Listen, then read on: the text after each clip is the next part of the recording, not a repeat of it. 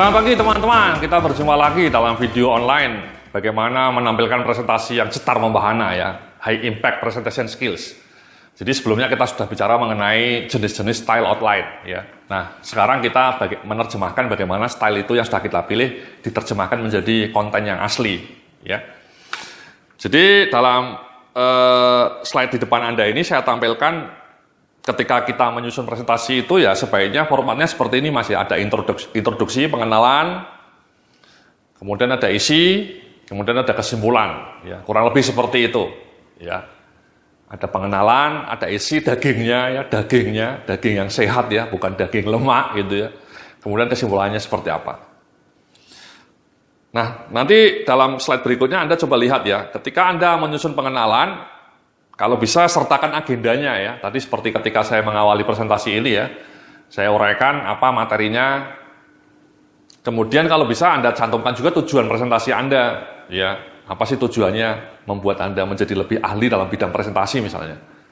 Atau membuat audiens paham mengenai kebijakan-kebijakan di perusahaan Anda misalnya. Ya. Atau juga Anda memberikan overview ya. Anda memberikan executive summary bahwa dalam presentasi ini saya akan memberikan tema-tema seperti ini. Jadi berikan overview. Ya. Supaya peserta menjadi paham kira-kira presentasinya itu isinya akan seperti apa. Ya. Sehingga mereka tidak menebak-nebak. Ya. Nah, dalam slide berikutnya saya juga bilang bahwa ketika Anda mau memulai sebuah presentasi, itu sangat krusial itu Mas. Impresi awal itu sangat krusial. Orang bilang bahwa presentasi Anda seringkali ditentukan oleh 3 menit pertama Anda memulai presentasi. Ya. Kalau Anda memulai presentasi dengan semangat gitu ya, dengan suara yang menggelegar gitu ya, atau dengan cerita-cerita yang menarik, itu biasanya membuat audiens juga akan langsung tertarik. Ya. Tapi kalau Anda memulai presentasinya itu dengan bahasa yang monoton, misalnya biasanya sih yang sering itu terima kasih Anda sudah hadir di ruangan ini, ya kita bersyukur ya kita bertemu pagi ini dan seterusnya. Itu berkali-kali kalimat seperti itu diulang dalam sebuah awal presentasi seperti birokrat. Ya, presentasinya seperti birokrat. Ya, itu boring Mas. Kalau bisa Anda memulai presentasi dengan sesuatu yang mengejutkan gitu ya. Bisa quote yang powerful, pertanyaan atau humor, atau anekdot, atau sharing emosi ya, cerita-cerita yang emosional. Contohnya ini ya, di dalam slide berikutnya ya, saya ketika mau presentasi mengenai change management misalnya, ya change management atau corporate transformation ya, saya menampilkan slide seperti ini Mas ya, Anda bisa lihat di depan Anda itu ya, inilah korban perubahan zaman gitu ya. Bagaimana perusahaan yang luar biasa, Nokia ya bisa jatuh dan kolaps. Ya. Bayangkan ya, perusahaan selegendaris Nokia, bahkan Sony juga. Sony belum jatuh belum bangkrut ya. Tapi sudah rugi sampai puluhan triliun. Ya, karena mereka berkali-kali dihajar oleh rivalnya dari Korea atau Cina. Dan kemudian yang terakhir kita juga tahu sebuah nama besar namanya Kodak. Tapi mereka sudah terkubur sunyi dalam kematian. Nah, inilah Mas ya, saya mencoba membawa audiens dalam sebuah peristiwa yang mengejutkan bahwa perusahaan-perusahaan sekelas Nokia, sekelas Sony, sehebat Kodak pun bisa jatuh. Ya. Karena mereka tidak adaptif terhadap perubahan. Ya. Nah, dengan cerita seperti itu, dengan logo yang menarik, ya, dengan gambar yang powerful, saya mencoba mengajak audiens untuk memahami mengenai pentingnya change management.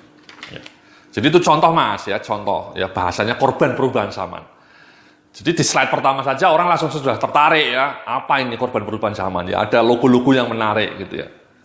Mungkin bisa ditampilkan juga produk-produk Sony gitu ya, atau produk Kodaknya ya. Ini sudah saya tampilkan juga, atau Nokia ini ya, handphonenya legendaris ya, 3310 mungkin ini ya. Ini handphone saya Mas, zaman dulu waktu masih kewe gitu ya. Handphonenya jadul seperti ini. Mereka dulu penguasa, tapi mereka sudah menjadi korban perubahan zaman. Jadi itu Mas ya, salah satu contoh bagaimana kita menarik minat audiens dengan slide yang menarik, dengan ilustrasi yang menarik, dengan kata-kata yang wow. Nah kemudian di dalam slide berikutnya saya tampilkan ini Mas ya, format outline-nya ya. Nah tadi ya, isinya bisa pakai bentuk list, bisa pakai bentuk narasi, ya, bisa pakai bentuk permasalahan dan solusi, atau sebab akibat, atau topikal, atau pernyataan jurnalistik. Ya, terserah Anda. Ya. Di dalam slide berikutnya saya ngasih contoh nih Mas, saya ngasih contoh bagaimana presentasi yang saya susun berdasarkan list. Ya. Jadi di slide berikutnya ini Anda bisa lihat judulnya 7 Habits of Highly Productive People. Ya. Gambarnya menarik, ya, judulnya menarik, dan bentuknya list. Karena bentuknya list, kemudian slide di depan ini saya ikuti dengan beberapa slide berikutnya. Di slide pertama saya menampilkan list pertama, habit pertama, thinking positively, have a positive mindset. Ya, gambarnya warnanya menarik, ya, pilihan warnanya menarik. Kemudian habit kedua, ya, di slide berikutnya, be persistent, be resilient. Jadi ini slide-slide-nya seperti ini saja Mas, kemudian Anda ceritalah mengenai apa itu persistensi, mengenai resiliensi. Jadi slide Anda itu dipecah menjadi beberapa list, ya, habit pertama, habit kedua, habit ketiga, dan seterusnya. Ini contoh bagaimana menampilkan presentasi dalam bentuk list, Mas. Ya. Nah, setelah kita menampilkan pengenalan, introduksi, kemudian kita menampilkan isi, kemudian di bagian terakhir ya kita kesimpulan Mas ya. Ya, kesimpulan ya. Intinya adalah ringkaslah poin-poin utama dari presentasi Anda, berikan penutupan dan tinggalkan kesan, dapat berisi rekomendasi atau solusi atau langkah berikut yang harus diambil. Ya. Jadi kesimpulan itu wrap up ya, rekap dari presentasi Anda. Contohnya di slide berikutnya ya, di slide berikutnya ini adalah kesimpulan nih Mas ya, rekap dari 7 habit untuk menjadi orang yang produktif. Ya, gambarnya menarik, kemudian saya menampilkan 7 habit yang harus diusung, harus diinstal dalam tubuh Anda, ya, dalam raga Anda, supaya Anda menjadi orang-orang yang produktif. Ya, misalnya thinking positif, yang kedua resiliensi, yang ketiga self-learning, yang keempat implementation ya, bukan no action, talk only, just do it, implementasi, kindness habit, gratitude habit, dan exercise habit. Jadi dengan slide itu orang kemudian tahu rekapnya apa sih, habitnya itu apa saja. Ya, itu kesimpulan Mas. Nah, dalam slide berikutnya saya ngasih tugas nih Mas ya. Jadi mohon Anda besok atau lusa di kantor Anda menyusun outline presentasi. Susunlah outline presentasi Anda sesuai dengan tema yang Anda pilih.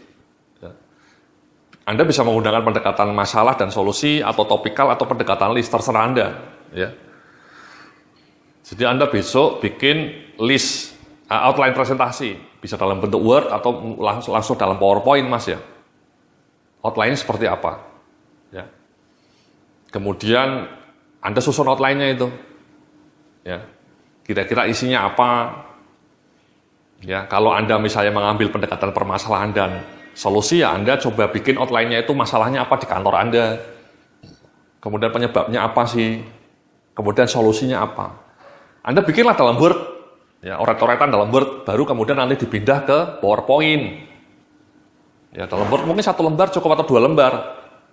Ya. Kalau Anda mau cerita mengenai company profile perusahaan Anda, narasi, ya mungkin Anda bisa bikin outline-nya. Pengenalannya mungkin supaya menarik, Anda ceritalah prestasi-prestasi perusahaan Anda ya. Dapat award, best brand, berturut-turut 3 tahun berturut-turut misalnya. Omsetnya melonjak 3 kali lipat. Itu kan menarik Mas pengenalannya. Baru setelah itu Anda cerita narasi. Ya, perusahaan Anda berdiri 100 tahun yang lalu misalnya di sebuah desa kecil bernama Gunung Kidul misalnya gitu ya. Kemudian tumbuh menjadi perusahaan terbesar di Indonesia. Narasi Mas, pakai milestone. Milestone itu puncak-puncak pencapaian. Dalam narasi itu Anda bisa ceritakan puncak-puncak pencapaian perusahaan Anda di mana. Jadi itu Mas ya, Anda punya tugas seperti itu, tolong Anda bikin, ya, praktekkan. Ya, karena kalau Anda hanya belajar dengan melihat, tidak mempraktekkan, ya mungkin tidak optimal. Jadi harus dipraktekkan. Ya, oke. Learning by doing. Ya. Terima kasih, kita akan lanjutkan dalam video berikutnya. Setelah ini, ya, bagaimana membangun grid design, building grid design. Terima kasih.